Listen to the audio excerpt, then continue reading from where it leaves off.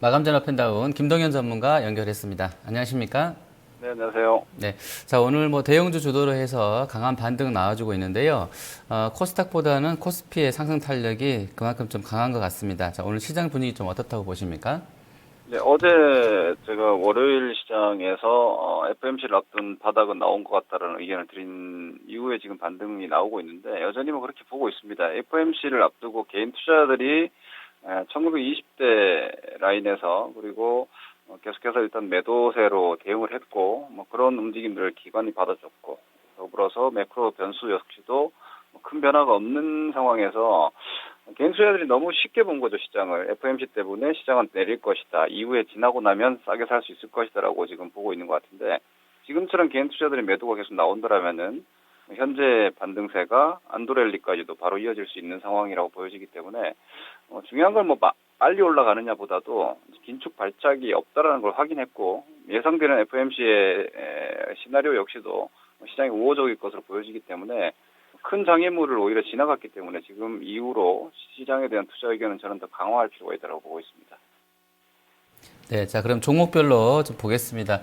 자, 먼저 올라가는 쪽에서는 하나케미칼과 풍산, LG전자, 아모레퍼시픽 올려주셨는데요. 하나케미칼 먼저 보겠습니다. 오늘 거의 8% 아주 급반등 나오고 있습니다. 어떻게 대응이 될까요? 네, 일단 어제 시장에서 단기적인 저점을 또 한번 확인했다라고 보셔야 되겠고요. 이런 움직임들은 이렇게 이해하시면 될 것 같습니다.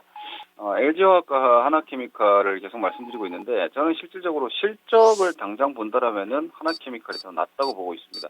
어차피 2차 전지 쪽은 중장기적인 성장 모멘텀이 좀 더 크고 하나케미칼의 지금 하나큐셀 같은 경우는 이미 턴어라운드가 확정적으로 좋은 숫자를 찍어주고 있기 때문에 좀 더 오히려 가까운 것은 태양광 소형 발전이 아닌가라고 보여집니다. 이런 움직임을 본다라면은 하나케미칼의 경우에도 지속적인 장기 추세 상승이 이어지지 않을까 예상되기 때문에 계속해서 관심권과 보유하신 분들의 경우에는 단기 대응보다는 좀 큰 목표를 잡고 계속해서 끌고 갈 주식이다 이렇게 보여집니다.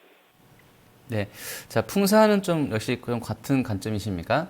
네, 좀 다른 구조로 보셔야 되는 섹터라고 보시면 되겠는데, 앞서 말씀드린 하나케미칼이나 롯데케미칼이 이후에 어떤 메인 모멘텀이 될 수 있는 성장주라면 경기 민감주지만 저는 그쪽은 경기 민감주보다는 이제 성장주로 보고 있는데 풍산을 포함해서 많은 지금 소재 섹터들 아주 저평가돼 있죠. 이런 부분들이 달러의 그동안의 강세 그리고 그로 인한 상품 가격들의 약세 수요 부진에 대한 우려감, 교역량의 감소, 보정자산 투자의 부진 이런 부분들과 종합적으로 다 연결되어 있던 부분입니다. 이 부분이 미국의 FOMC에서 어떤 금리 인상이 9년 만에 이루어진다라면은 일정 교역 규모도 좀 늘어날 수가 있을 것이고 그리고 전반적인 고정자산 투자도 좀 회복될 수 있는 여지가 좀 생길 수 있지 않을까. 그리고 옐런이 일단 달러 강세에 대해서 견제 의견을 분명히 해줬기 때문에 이번 FOMC에서도 비슷한 의견이 나온다라면은 달러의 일정 상승 속도의 어떤 약화 내지는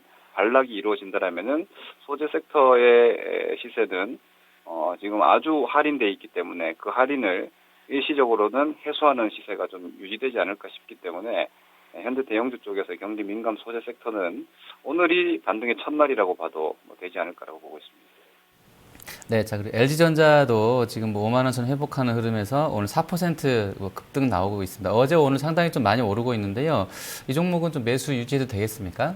네, 47,000원을 무너뜨리지 않으면 매수할 자리라고 48,000원에 의견 드렸던 자리고요. 지금 현재로서는 52,000원인데 제가 말씀드릴 때 급하게 볼 상황이 아니다. 그리고 전기차라는 LG전자 사실 샤오미나 화웨이에 밀려서 일본의 어떤 소니나 이런 궤적을 그리는 게 아닌가라는 걱정을 많이 했었는데 전기차 쪽에서 전장 사업 쪽에 대한 어떤 선행된 모습을 보여줬기 때문에 스마트폰과는 좀 다르다. 저는 이렇게 여전히 의견을 보고 있습니다. 삼성이 진출했다고 해도 크게 밀리지 않을 거라고 예상되고 있고 현대차 쪽과는 오히려 협업을 본격적으로 추진하고 있는 상황이라면은 5만 원 이하의 LG전자는 상당한 할인 가격대였고 거기에서 성장의 모멘텀을 찾았기 때문에 이런 관점으로 본다라면은 지난번에 터치했던 5만 7천 원대 이상까지 볼 수 있지 않을까라고 예상할 수 있기 때문에 단기 반등에 급하게 매도할 필요는 없어 보입니다. 자, 그러면 하락 종목 보도록 하겠습니다. 오늘 코미팜 하고요. 이노션, 안랩, 오스템 임플란트, 나이스 평가 정보 이렇게 올려주셨습니다. 먼저 코미팜을 보시면 제약바이오가 어제는 좀 반등이 나왔었는데 오늘은 뭐 종목별로 좀 차별화되긴 합니다만 썩 좋지는 않은 것 같은데요. 아무래도 자본재고나 좀 밀린다 좀 이렇게 봐야 되겠습니까? 일단 뭐 제약바이오 같은 경우에는 제가 다시 한번 말씀드리고 싶은 부분이 과연 여러분들이 현재 위치에서 제약바이오주를 매매하면서 얼마나 큰 수익을 기대하고 매매하시는지를 좀 자문해 보시기를 좀 권해드리고 싶습니다. 제약바이오는 한마디로 이 올해 상반기에 가장 강했던 주식입니다. 과거형이라고 저는 보는 게 맞다라고 보고 있고요. 가격들도 충분히 올라와 있는 상태에서 변동성 리스크는 엄청나게 큽니다. 이 변동성을 과연 여러분들께서 기회로 볼 것이냐, 리스크로 볼 것이냐에 따라서 투자 의견은 완전히 달라지겠지만 제가 볼 때는 이럴 것 같습니다. 지금 제약바이오의 기본적인 시나리오는 라이센스 아웃입니다. R&D 투자를 했던 부분이 임상 진행되고 있고 그 임상을 수출한다라면은 큰 부가가치를 가져올 수 있다. 이 시나리오 이거 스토리인데 그거 과연 어디서 어떻게 터질지 언제 나올지 알 수 있는 부분이 아니기 때문에 예측이 쉽지 않다라면 계측된 매매, 좀 계획적인 매매를 진행하기가 좀 어렵지 않나 싶습니다. 거의 투기권에 들어와서 움직이고 있기 때문에 좀 자제하시는 게 나을 것 같고요.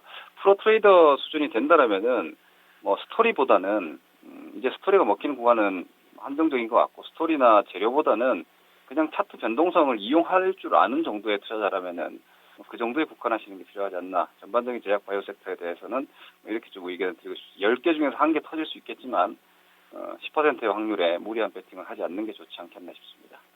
네. 자, 그리고 이제 이노션 같은 경우가 글쎄 장중에 좀 밀렸다가요. 현재는 좀 약간 이제 낙폭을 줄여놓은 상태입니다. 이 종목 정도는 악재가 있었을까요? 이노션 같은 경우는 자회사의 담보 제공이 일단 어제 주가의 하락 요인이었다라고 판단을 하고 있고요. 하지만 이 부분 지난번에 삼성 SDI가 삼성 엔지니어링의 증자 걱정으로 해서 저가가 나왔을 때도 제가 매수 의견을 드렸던 기억이 있습니다. 이노션이 주가 상승하고 있고 앞으로도 상승 전망되는 이유는 제네시스에 대한 마케팅입니다. 제네시스 브랜드에 대한 북미 마케팅, 유럽 마케팅이 강화될 거기 때문에 현대차 그룹의 광고사인 이노션은 거기서 떨어지는 부가가치가 충분히 있을 수 있다는 구조이고 수급 좋기 때문에 이런 관계사에 대한 담보 제공 때문에 주가가 7만 원을 일시적으로 이탈했고 7만 이하에서의 복원력을 확실하게 확인하고 있기 때문에 여전히 현재 위치에서는 7만 원에 대한 로스컷 자리를 종가 기준으로 놓고 공략할 자리라고 보여집니다. 다만 아주 고수익이나 탄력적인 스타일은 아닐 수 있다는 점에서는 오히려 기관이나 외국인 선호주, 개인들이 그렇게 매매하는 종목이 아니기 때문에 마이웨이 가는 주식을 좋아하는 분들의 경우에는 충분히 공략할 수 있는 종목인 것 같습니다. 네.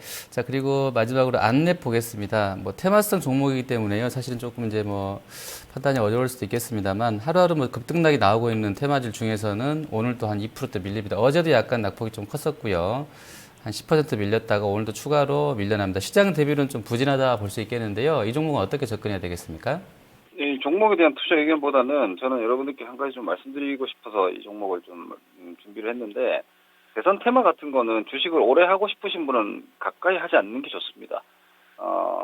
돈을 벌어도 어떻게 버느냐에 따라서 다음번에 똑같은 방식으로 잃을 수 있기 때문에 주식 투자해서 여행을 바라신다? 이런 선거 테마, 대선 테마 사실 내용도 없고 구조도 없고 거의 작전 세력들이 가지고 노는 구조입니다. 과거에 이 대선 테마라는 걸 만들어낸 주식은 이화공영인데요. 2007년도 이화공영 2만 5천 원까지 갔다가 MB 대통령의 재임기가 끝났던 2012년도 주가는 1,300원이 됐습니다.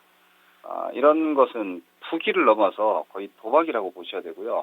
원금을 포기할 정도의 배짱이 아니라면은 투자관의 관점으로 봤을 때는 이런 종목군은 언급 대상조차 좀 되지 않는 게 맞지 않나 싶습니다. 오히려 이 안랩 같은 종목을 보안 관련한 종목으로서 보신다 하더라도 이 종목이 대선주로서 움직이고 있기 때문에 그 또한 부적절하다라고 보셔야 될 것 같습니다. 네.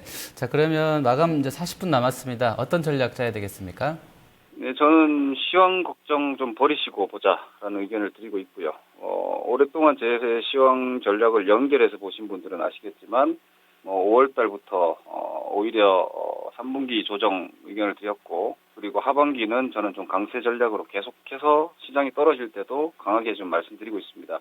이제 가장 큰 이벤트 FOMC 식상하실 수 있는데요. FOMC에서의 금리 인상 시작은 최소한 3에서 6개월간 금리라는 부분에 걱정을 완전히 떨쳐버려 줄 겁니다. 그렇다면 시장은 좀 가벼워질 수 있고 수익률 게임도 본격적으로 진행될 수 있는 구조가 될 수 있기 때문에 유가라는 장애물은 남아있을 수 있지만 상승 속도의 제한 요인이 될 뿐이지 하방 요인으로 추가적으로 작용할 것 같지는 않기 때문에 시장 걱정 버리고 종목에 집중하시고 안도성 시세는 내일 이후에 추가적으로 좀 나올 수 있다고 보고 있습니다. 그 안도 시세는 아무래도 경기 민감 대형주 쪽이 되지 않을까라고 보여지기 때문에 장기적인 수익률은 오히려 경기 민감형 대형주가 좀 더 낫지 않을까 싶습니다. 네, 알겠습니다. 오늘 말씀 잘 들었습니다. 고맙습니다. 네, 마감 전화 펜다운 김동현 전문가였습니다.